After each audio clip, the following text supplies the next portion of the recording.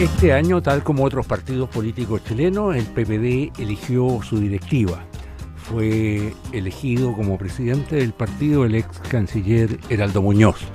Queremos partir conversando en esta edición del programa sobre lo que está ocurriendo en ese partido con el senador Felipe Arboe. Bienvenido al programa, Felipe. Me acompaña Patricio Fernández. Muy buenas tardes. Muchas gracias por la invitación, Héctor. Saludos, Patricia.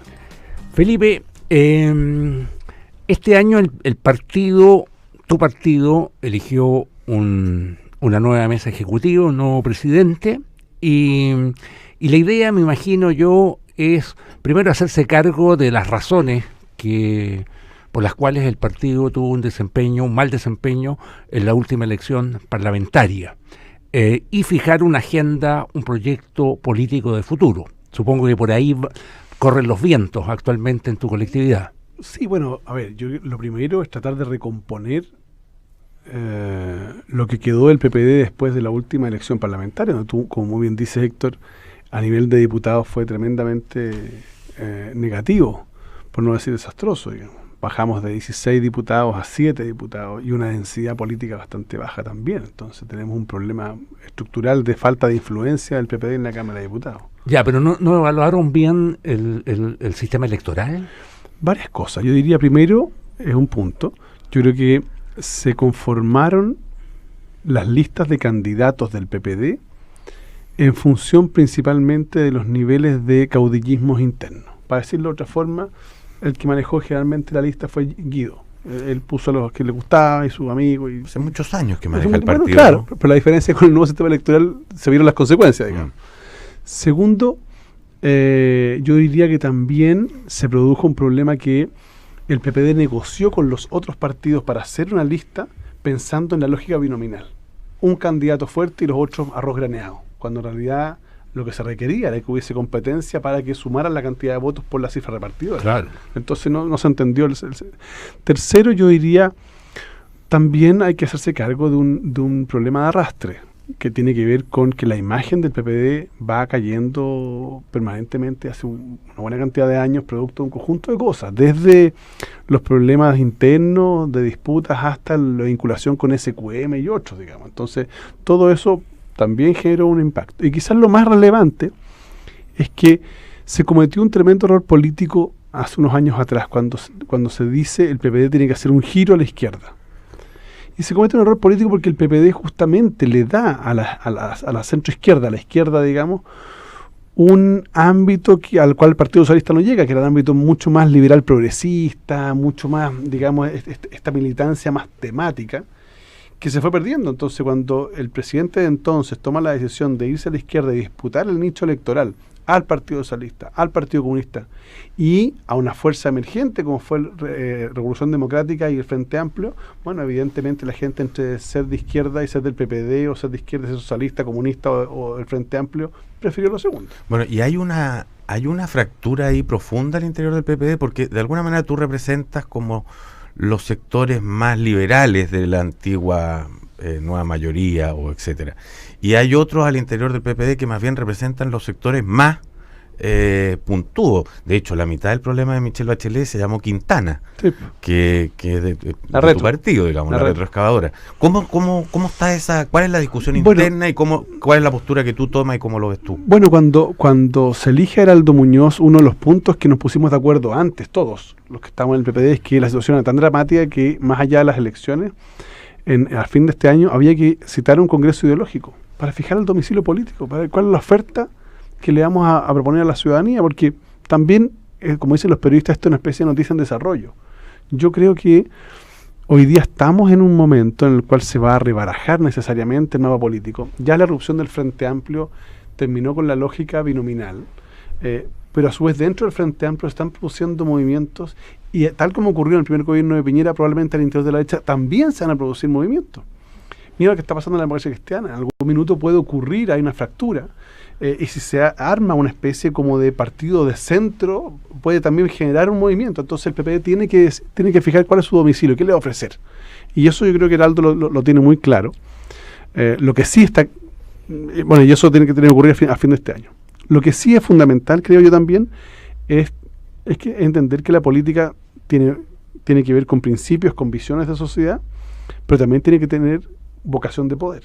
Y por tanto, más allá de la definición estratégica de dónde se va a mover el PPD, también hay que buscar cuáles van a ser las alianzas que nos transformen en una coalición eventualmente de mayoría.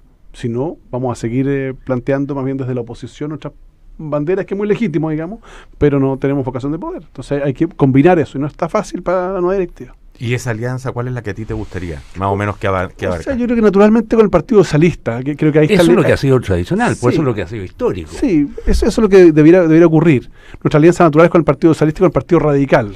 Pero hoy día parece que al Partido Socialista le interesa más una alianza con el Frente Amplio que con... Puede ser. Que con el riñón, por decirlo así, socialdemócrata liberal de la antigua nueva mayoría. Bueno, eso va a ser, por eso digo que noticia en desarrollo, porque lo que pase con el Partido Socialista y su evolución hacia la izquierda o a la lógica del mundo socialdemócrata va también a condicionar lo que pase con el PPD y lo que pase con el Partido Radical y con la democracia cristiana o con un sector de la democracia cristiana, y lo que pase, como creo yo, con que la posibilidad de que se pueda formar un nuevo referente que represente un conjunto de gente que es súper progre desde el punto de vista valórico, que cree también en la protección social, pero que también entiende que para poder repartir hay que crecer, que el tema de la seguridad ciudadana no es un tabú. O sea, hay un segmento de la población que cree en el conjunto de estas cosas y que hoy día no se siente representado por ni uno ni otro. Pero si tú tuvieras que decir alguna para uno como ubicarse, ¿cuáles son tus puntos de diferencia importantes, por ejemplo, con alguien como Sebastián Piñera?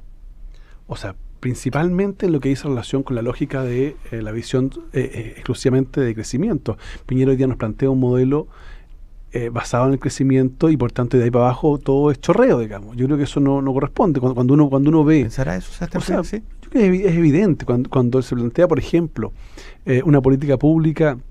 Y él dice, mira, aquí lo que corresponde es solo potenciar el crecimiento, y el crecimiento naturalmente genera más empleo. Eso no necesariamente es así. La pregunta es, ¿qué tipo de empleos? ¿Empleos de calidad, no de calidad? La gran diferencia quizás en los últimos años entre lo que es la centroizquierda y la derecha, dice principalmente en la lógica de que en materia de protección social, los programas sociales estructurales no pueden depender solo del crecimiento. El crecimiento es muy importante, pero hay ciertos elementos básicos de educación, de salud, de pensiones, que no pueden depender solo del crecimiento, que tienen que tener, digamos, un financiamiento más allá de las barreras de crecimiento. En segundo lugar, yo diría también la concepción de libertades, porque Piñera de plantea, dice, mira, aquí él hace un símil muy neoliberal, la lógica de decir, nosotros necesitamos que la gente tenga la libertad de elegir su colegio, de sus hijos, de elegir el barrio donde viven, de elegir su salud. Y la pregunta que yo hago es, cuando más de un 70% de la población gana menos de 500.000 pesos, ¿qué libertad real tiene de elegir? ¿Existe libertad realmente? ¿O la libertad para la gran mayoría de los chilenos es una mera expectativa? Mi percepción es que hoy día en Chile es un país bastante censitario. Uno puede elegir el colegio de sus hijos cuando puede pagarlo. Uno puede elegir el sistema de salud cuando puede pagar. Uno puede elegir su pensión cuando puede hacer una APB. Uno puede elegir su barrio cuando puede pagar su casa. Ahí tiene una diferencia, a mi juicio, que es estructural. En función de las definiciones, de las clarificaciones que están pendientes en tu partido, Felipe, me imagino que consideras bien loco, bien prematuro, bien delirante empezar a hablar ya de candidaturas presidenciales, ¿o no? No, yo creo que no, fíjate. ¿Sabes por qué? Porque probablemente para una alianza que es gobierno, sí, es delirante, es loco, porque hay un presidente en ejercicio. La oposición yo creo que tiene que empezar a mostrar liderazgo, y mostrar liderazgos que estén dispuestos a asumir una tarea de rearticulación, porque aquí lo que va a pasar, a mi juicio, es que quien sea candidato o candidata presidencial de la oposición va a tener que tener una capacidad política mucho mayor que en años anteriores, porque estamos hablando de partidos en muy buenas condiciones, de situaciones de definiciones que van a tener que involucrar capacidad de articulación política para buscar a la izquierda y buscar al centro para transformarse en una alternativa mayoritaria. Si no, me parece que eso no va a aprender. Y por eso yo creo que está bien que se empiecen a levantar liderazgos hoy día. ¿Y qué es lo que se ha levantado? ¿Vimos a Lagos Weber que levantó el dedo? ¿Qué más? O sea, yo creo que Lagos Weber es el que se ha levantado primero, digamos, pero apareció también el mismo Heraldo Muñoz, en algún minuto dijo que quería Heraldo Muñoz en algún momento y Raúl Tarúd, yo creo también. Jorge Tarúd. Ese sí viene con fuerza. Sí, sí. O sea, el PPD el que tiene más candidatos. Pero, o sea, no sé, o sea, por lo menos de los que han dicho. Pero es evidente, por ejemplo, que... No, pero en el Partido Socialista también hay. Sí, por ¿Quién? eso me refiero. Bueno, Insulza. No, ahí está Pacheco. Máximo Pacheco. Pacheco, Insulza, que también hay Insulza también. La otra vez dijo que le interesaba el tema presidencial. Está bien eso. Mira. ¿Quién más dijo eso? Paula Narváez, en algún momento alguien dijo que podía ser una candidata. Ya, pero a Michelle diferencia No, de creo que de ya. esto que estamos nombrando, Ya está. que son un poquito anecdóticos, yo creo que el caso de Lagos Weber y de Máximo Pacheco es distinto, porque ellos están recorriendo el país. Yo creo que algún trabajo Eso es bueno, eso es bueno. trabajo político de cara a una campaña presidencial están haciendo. Eso es muy interesante. O sea, mira, al final del día que haya gente disponible para asumir esa conducción política y ese tipo de liderazgo que Bueno, empieza a recorrer el país, fantástico. Pero también podría ser Michelle Bachelet, ¿no? No, yo creo que no. ¿Tú crees que no? Yo creo que ya hoy día hay que dar espacio necesariamente a una nueva generación. O sea, yo creo que la ciudadanía no aguanta. De los que nombraste tú, bien pocos No, pertenecen. pero Ricardo, yo creo que Ricardo, sí, efectivamente. Porque Insulza, sí. no tanto. No tanto. Tarut, no tanto. No digamos. tanto. Heraldo tampoco. Heraldo tampoco tanto. Digamos. Bueno, pues yo creo que Ricardo es una buena carta y creo que es bueno que ojalá surjan más cartas, sería ideal. Si el problema de nuestra generación, y ahí voy a pasar más que la lógica de los partidos, la lógica generacional, Ya. Que está imperando harto, ¿no? ¿Ah? Es una lógica, es una manera de entender, yo creo, la política hoy día que puede iluminar Sí. tanto o más quizás que la Sí, ideológica, Ese ¿no? es mi punto. Yo creo que hoy día, si uno la mira generacionalmente, puede tener más respuestas a la cantidad de dudas que tenemos. Pero el problema que hemos tenido en esta generación es que cada vez que se levanta un candidato, el resto sale a patearlo. Cuando en vez de ayudar a que surja ese liderazgo y que efectivamente pueda plasmar una visión de una generación distinta. A ver, con mucho cariño, mucho respeto, pero la generación que gobernó hasta en Piñera incluido, es una generación que tuvo una tremenda responsabilidad también en el golpe en su oportunidad. Y esta generación, yo nací en el año 72. Entonces, ¿saben qué? Uno no puede desconocer la historia, pero también tiene que tratar de mirar un poquito para adelante. Y ¿sabes qué? Son condiciones distintas, son realidades distintas, es un Chile distinto. Y probablemente cuando yo hablo, la gente que tiene 28, 30 años también dice, ya también pasó. O sea, aquí hay un recambio generacional que es necesario para entender lo que viene. Cuando yo discuto de repente temas de tecnología o no sé, y uno empieza a hablar de esto, del nuevo desarrollo, de la horizontalidad de las relaciones políticas a través de redes sociales y otras cosas, hay gente que te queda mirando con cara como de, mira, esto es medio entre chino y japonés, digamos. Bueno, yo creo que el mundo va para allá. La responsabilidad de los partidos en eso es enorme. Es enorme, digamos, Enorme. porque yo le preguntaría a cada uno de los partidos políticos chilenos cómo andan sus áreas juveniles, digamos, Obvio, ¿no? sus áreas juveniles, sus áreas gremiales. O sea, los partidos políticos se desconectaron de la formación política porque vieron en las nuevas generaciones un riesgo de que los que están instalados pierdan la pega. Pero fíjate que tanto en la derecha como en la izquierda, las nuevas generaciones armaron otro partido. Sí. O sea, en la derecha se llama Evópoli, Claro. y en la izquierda se llama Frente Amplio. Y Claro, yo hace sí. rato que tengo la impresión de que el Frente Amplio no es más allá de ruptura con la ideología ¿Tú crees socialdemócrata. que es el departamento juvenil Se llama de los- Jóvenes, digo. de Sí. la ex nueva mayoría? Sí. Ya. Una parte importante. Hay otro sector que dentro de los partidos no mayoría me ha llamado la atención, es que se están formando nuevos cuadros importantes. Recién ahora, hace 2-3 años, digamos, volví como esa importancia. Yo lo digo muy localmente, pero nosotros en la región del Biobío tenemos por lo menos unos 50, 55 jóvenes en formación política. Cuando hablo de formación política es clases de formación política, clases de campaña, del por qué significa la democracia, cuál es la diferencia entre la socialdemocracia. ¿Te fijas? De acuerdo. Entonces, y hacemos cursos, y eso ha dado buen resultado, me llama la atención. Entonces, uno tiene yo digo eso, hagámoslo a nivel nacional, porque es súper importante. ¿Por qué lo que era la nueva mayoría, o la concertación en su minuto, por qué abandonó los centros de alumnos, por qué abandonó las federaciones de estudiantes, los sindicatos? Los abandonó completamente. ¿Por qué? Porque finalmente lo que ocurrió es que se fue aburguesando en el poder. Y al final del día, tanto los jóvenes como los sindicatos eran mirados como un problema más que una solución. Es que en algún momento, Felipe, yo creo que para los partidos fue más negocio. Y tu partido, el PPD, yo creo que es emblemático en eso. Fue más negocio ser un partido de opinión pública que un partido de base. Sí, claro. a ver, de trabajo en las poblaciones, como se decía antes. Sí, yo creo que sí, pero además, yo creo que sí, que el PPD fue emblemático en la lógica de los partidos tradicionales. Pero cuando uno ve hoy día lo que es el trabajo político, yo creo que eso es lo que está instalado hoy día. Hoy día, lamentablemente, lo que está instalado es que los partidos políticos, los líderes políticos, hacen opinión en las redes sociales, en los medios de comunicación. Pero si uno va, por ejemplo, y pregunta en el Frente Amplio, ¿cuál es la posición del Frente Amplio respecto de educación? Uno tiene 3 o 4 opiniones. Súper legítimo. ¿Y en el PPD? También, porque lo que estoy diciendo es que esto ya lo estoy planteando más bien generacionalmente. Entonces, lo que ocurre es que lo que nos está pasando en la política es que se está generando un debate bastante liviano, bastante personalista, poco colectivo, probablemente, respecto de temas fundamentales como la educación, la salud, las pensiones. Y falta profundidad. Yo reivindico el rol de la política de sentarse, poner la pelota en el piso y decir, ¿sabéis qué? Discutamos un poquito más esto. Demos una mirada de por qué estamos planteando este tema. Por ejemplo, yo el otro día estaba en un encuentro sobre descentralización. Yo creo que la ley de descentralización, la elección de gobernadores regionales, es realmente un desastre. Yo lo planteé en su oportunidad, me gané hartos líos siendo senador de gobierno, pero yo le dije a la presidenta, yo no puedo aprobar esta ley porque está mal hecha, está mal planteado. ¿Ya? Bueno, pero hay un debate. Es la ley que nos va a arrastrar a la elección de gobernadores regionales. Claro, pero resulta que usted va a elegir un gobernador regional que, por ejemplo, le ponemos solo un ejemplo, no tiene ni una potestad, ni una, cero en materia de seguridad ciudadana, que es la principal preocupación de los ciudadanos en las regiones, por ejemplo. Bueno, un punto.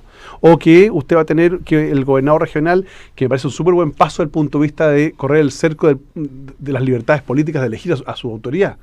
Pero eso debiera ir acompañado de un conjunto de competencias, facultades, en definitiva, entregar poder. Y lo que aquí nos ha entregado es poder, porque al final del día el gobierno pasado no cumplió la promesa de la ley de rentas regionales, que es lo que efectivamente le da poder a las regiones. Obvio, pues. ¿Por qué una empresa tiene que produce en la comuna de Arauco, viene a pagar acá 200 millones de pesos de patente y allá paga 8.300 pesos?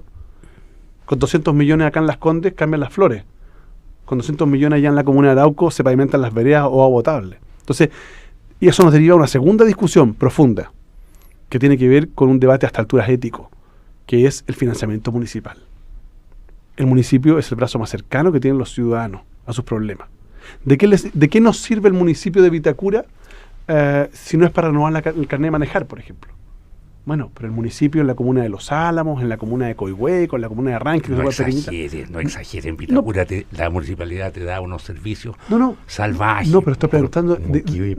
para saber, pregunto, no. No, pero parque, pero calle, tiene mucha área verde. No, pero estoy planteando... la discusión es seguridad ciudadana, escuela... Sí, pero es que la discusión es otra. La pregunta es, ¿de qué le sirve, desde el punto de vista del ciudadano, como para sobrevivir la municipalidad? En Vitacura no es para sobrevivir, es para sobrevivir, de acuerdo. Bueno, sí. Pero en las comunas pequeñas, si no hay municipio, la gente no tiene agua potable, la gente no tiene pensión. No, sí, en eso estoy de acuerdo. Entonces, mi punto también, hay un debate ético que tenemos pendiente, que es el financiamiento municipal, donde uno podría decir, por ejemplo, yo no sé si esto es ser, comillas, liberal o ser de izquierda, pero plantear el sistema al revés. Mayor presupuesto a mayor vulnerabilidad social. Y eso que hubo una legislación, digamos, que hay que los recursos municipales de alguna manera, algún vaso comunicante hay. Sí, digamos, se redistribuye. Algo se transfieren, algo se redistribuye. O sea, con el fondo común municipal. Pero el fondo común municipal es como cuando la gente va a misa y se golpea el pecho. Es como pedir perdón, digamos. Pero es un paliativo. Pero aquí hay que hacer una reforma estructural en materia de financiamiento municipal. Oye, Felipe, una cosa, solo volviendo un poco atrás, pero porque tú lo acabas de enunciar. Parece estar empezando una cierta discusión ideológica más o menos viva entre algo así como más liberales y de izquierda, ¿o no? Tú estás queriendo tomar una posición en esa discusión. ¿Del PPD, esto? Digo, dentro del... Es como dentro de la oposición, dentro de la centroizquierda. Lo que pasa es que hoy día de repente se caricaturiza la lógica del liberal. Y yo digo, mira, a ver, yo no sé, insisto, yo creo que es súper reformador plantear lo que yo decía, por ejemplo, en materia de financiamiento municipal, es tener más Estado, un Estado moderno, eficiente, ágil y con redistributivo. Entonces, porque de pronto alguna en la campaña interna del PPD muchas veces dijo, no, que este es el sector como de derecha del PPD. No, perdón, nosotros hemos hecho reformas importantes sin ir más allá. La ley de ICOM, al final de la ley, lo que es que la ley se mete y dice, ¿sabe qué momentito? Aquí usted no puede condenar a las personas por sus deudas. ¿Se fija? O sea, hay un conjunto de cosas que son mucho más profundas. Pero es una discusión que está en curso. Sí, una discusión que está en curso, efectivamente. Y yo creo que es necesario que se dé. ¿Y tú crees que el gobierno pasado, de hecho, dejó en ese sentido una herencia pesada? O sea, puso el cerco muy a la izquierda, No, me parece que la reforma de la educación es el principal legado de Michelle Bachelet. Yo lo veo en mi zona, cuando uno ve que me ha tocado tomar desayuno con las mamás o papás, algunos de ellos han llorado cuando ellos cuentan su historia, de que son ¿cómo se llama? Temporeros agrícolas y que hoy día su hijo estudia en la universidad gratis. Entonces, la experiencia, cuando uno ve en la práctica, esto es realmente impresionante y yo lo valoro mucho. Si mi punto no es irse en contra de eso, al contrario, hay que defender esa reforma. Lo que sí yo creo es que se dejó de lado otros elementos que son igualmente importantes también. ¿Te explicas? Crecimiento. Claro, porque tenemos que equilibrarse. Chile es un país con recursos limitados. Y también yo creo que es clave para cualquier gobierno una reforma al Estado. O sea, yo trabajé 10 años en el gobierno. El Estado que tenemos no da cuenta de la realidad geopolítica, cultural. Ya, pero esas son social. Palabras mayores. Pero hay que hacerlo. Es que en algún minuto alguien tiene que partir. Y eso supone un acuerdo político muy obvio, transversal. pero además supone entender que esto es un tema de Estado, porque nadie lo va a poder hacer en 4 años. Felipe, quería preguntarte, o sea, primero quería decirte si estoy equivocado o no. Me da la impresión que dentro de la bancada de la centroizquierda chilena, tú desde hace muchos años eres un hombre más sensible a los temas de seguridad que el resto de tus colegas. Sí, claro. Y creo que en eso, digamos, pesa mucho tu experiencia como subsecretario del Interior en una época.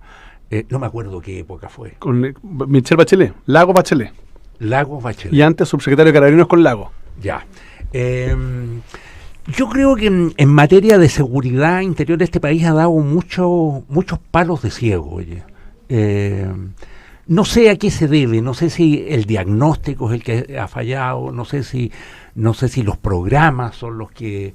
en esto yo creo que también hay mucho ensayo y error. No estoy seguro, digamos, si este país tenga el diapasón bien templado, digamos, hoy día para afrontar el problema. ¿Cuál es tu opinión? A ver, primero, así de general es la pregunta. Primero reivindicar el tema de la seguridad como un tema muy progresista. El delito es tremendamente desigual. El delito que más se conoce, el que ya, es... pero esa no es la percepción dominante yo sé, bueno, en tu coalición. Porque yo creo que hay prejuicios, pero ¿por qué lo digo? Porque el delito que más se conoce probablemente es el del barrio alto, pero el delito que más se comete es el de la familia más pobre. O sea, cuando una familia pobre o de clase media muy esforzada se compra su computador para que el niño pueda hacer sus tareas y se lo roban a los 2 meses y tiene que seguir pagando las 24 cuotas, oye, por favor, es una afectación proporcionalmente mucho mayor que la que le robaron al señor que tiene todo asegurado. Entonces, es un tema súper delicado. Los barrios hoy día no tienen equipamiento urbano. Entonces, al final del día, ¿dónde se realiza? Cuando tú tienes una vivienda de 28 o 30 metros cuadrados, 35 metros cuadrados, ¿dónde se desarrolla la intimidad de esa familia? Probablemente en la plaza. Creo que es un tremendo error el haberle regalado ese tema a la derecha. Bueno, pero es en el mundo entero, ¿eh? Sí. Aquí ya la quebrada del ají, o sea, el tema de la seguridad, etcétera, sí, es un tema de la derecha. Es un tema de la derecha. Ahora, el punto, y yo creo que es un error tremendo. Yo vengo ya 20 años peleando esta cuestión, tratando de meterlo como en la agenda progresista, y últimamente yo creo que se ha ido sumando. Pero ¿cuál es la realidad del delito un poco en Chile? Tú que conoces de eso. Sí, porque estas cuestiones también sirven para hacer bulla. Sí, primero, el delito es un instrumento electoral muy importante. Sí. Y así ha sido siempre, y hay presidentes famosos en el mundo, Sarkozy, Uribe, que han hecho sus campañas en función del tema de la seguridad. Bueno, y Piñera acá también, sobre todo en la primera elección, que fue mucho más determinante que en esta. En Chile tenemos hoy día un nivel de victimización en orden al 32%, 30-32%. ¿Qué significa eso? Que 1/3 de los hogares o las personas dicen haber sido víctimas de algún delito en los últimos 12 meses. Cuando uno ve qué tipo de delitos son los que más se cometen en Chile, es el hurto, es decir, dejo mi teléfono aquí, se me quedó, vuelvo y no está, me robaron el teléfono, hurto. No hay violencia. O el delito de robo, los delitos de robo, es decir, contra la propiedad. Esos son los delitos que más se cometen en Chile. Y proporcionalmente, esos delitos son altos si nos comparamos con países más desarrollados. Porque hay un tema cultural también. Hay un tema cultural de que el chileno, si la puede hacer más rápida, la hace más rápida. Y eso es un problema. Yo creo que en este país se roban todo. Bueno, los delitos... Todo. Sí, los delitos menos... Hasta el papel confort se lo roban. Bueno, pero sí. Pudiendo. Sí, en pudiendo. Efectivamente, una vez le pregunté yo a una persona que era de un centro comercial, le digo, oiga, ¿y ustedes por qué no tienen, por ejemplo, baños con papel higiénico? No, que se roban todo. ¿Cómo se roban? Se la agarran, se lo llevan para acá. Somos termitas. Sí. Bueno, el punto es que tenemos un problema en delito contra la propiedad. Pero dicho lo anterior, también en delitos violentos, más violentos, estamos bastante más abajo que el resto del mundo. Eso a mí me impresiona mucho, que cuando uno conoce América Sí. Latina sabe que aquí el valor de la vida todavía está muy alto. Sí, efectivamente. O sea, La tasa de homicidios en Chile es de 3,5 según por donde se mida, 3,5. La tasa de homicidios en Latinoamérica supera los 20 puntos, la tasa de homicidio en Venezuela supera los 90 puntos, la tasa de homicidios en Centroamérica supera los 120 puntos. Europa está... Felipe, cuando tú hablaste inicialmente, cuando empezaste a responder, hablaste de la tasa de victimización. ¿Cómo se ha portado históricamente esa? Viene a la baja. Ah, viene a la baja. Mira, yo a ver, esa es una buena noticia. La primera medición se hizo el año 2003. Antes se medía por denuncias. No es que hemos perdido la batalla contra la delincuencia. Eso es falso. Lo que pasa es que la percepción ciudadana no acompaña la delincuencia objetiva. Chile es un caso de estudio internacional en esto. Ojo con esto. El año 2003, que fue la primera medición, la victimización partió en 43%. Y sostenidamente ha ido bajando y estamos en el 30%. Yeah. Y eso es cosa que los números. Con variaciones del 30, 32, pero estamos mucho más abajo de donde partimos. ¿Ya? Y cuando uno ve la naturaleza de los delitos que se cometen, también hemos ido bajando el nivel de violencia de los delitos. ¿Ya? Eso es importante. Eso está bien lejos de la percepción ciudadana. Pero, ¿qué luego ocurre? Tal como hacen los franceses, tienen dos políticas públicas. Una van a enfrentar el delito, la victimización, y otra van a enfrentar el temor. El temor es un elemento subjetivo y por tanto requiere de campañas de socialización de las soluciones. Y eso es lo que no tenemos en Chile. Nunca se ha hecho una campaña para decir, mire, ¿sabe qué? Cuide sus cosas. O ¿sabe qué? Mire, tome estas medidas de seguridad. O ¿sabe qué? Cuando esta persona cometió un delito, fue condenado. Con lo cual, la lógica del que la hace la paga... Es que aquí parece que fuera al revés. Acá la campaña pareciera que fuera para aumentar el temor. Porque lo que pasa es que, insisto, el miedo es un buen negocio. Con eso. El miedo es un buen negocio. Cuando hay miedo, las policías piden más presupuesto siempre. Cuando hay miedo, la seguridad privada se desarrolla... Le va a mejorar a los políticos populistas también. También, por cierto.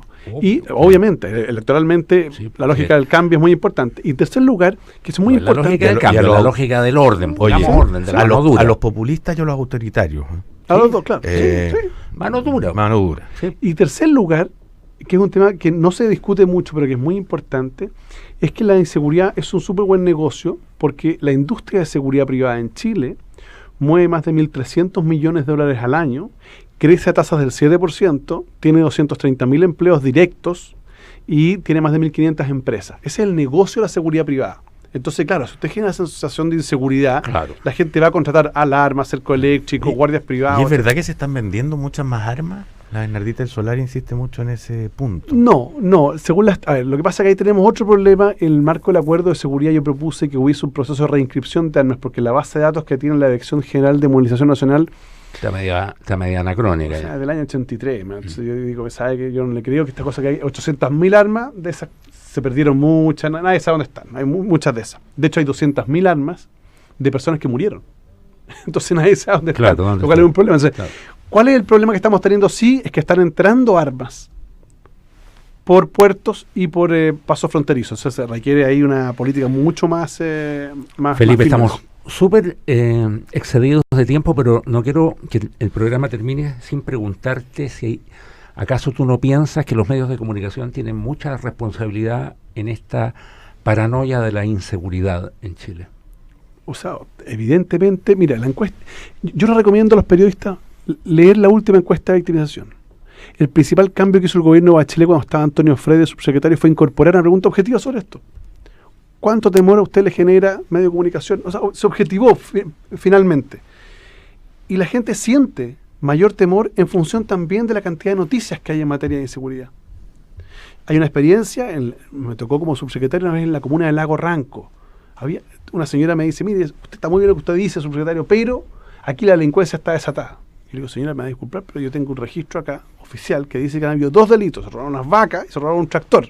Simón me dice, pero yo tuve a la tía Chela ayer en el living de mi casa. La tía Chela, Sí. era un reportaje de un canal de televisión sobre una señora que traficaba en el centro de Santiago, a más de 1.500 kilómetros de distancia. Entonces, claro, la señora tuvo ese delito en su living, en el living de su casa, en la televisión. Entonces, se genera un impacto. Y es evidente, si la televisión no influyera, nadie contrataría comercial de televisión. Sí, es evidente. El senador Felipe Arboe en Terapia Chilensis. En Banchile Inversiones lleva más de 36 años acompañando a sus clientes en la búsqueda de las mejores oportunidades y soluciones de inversión. Para seguir construyendo juntos, contacta a tu ejecutivo o ingresa a banchileinversiones.cl. A partir de este miércoles 1 de agosto, Mónica Pérez llega a Duna en Punto. Los protagonistas de la noticia y los editores que están rastreando los principales temas que marcan el pulso del país y el mundo estarán en Duna. Recuerda, Duna en Punto desde este miércoles 1 a las 7 de la mañana. No se vaya de la sintonía de Radio Duna. A continuación viene información privilegiada al cierre y enseguida sintonía crónica junto a Bárbara Espejo y Gonzalo Pavón. Tenemos que agradecer la participación del senador Felipe Arboe en esta edición del programa. Muchas gracias, Felipe, muchas gracias, Patricio Fernández, y gracias a ustedes por su sintonía. Muchas gracias por la invitación. Muy buenas noches. Buenas noches. Bueno.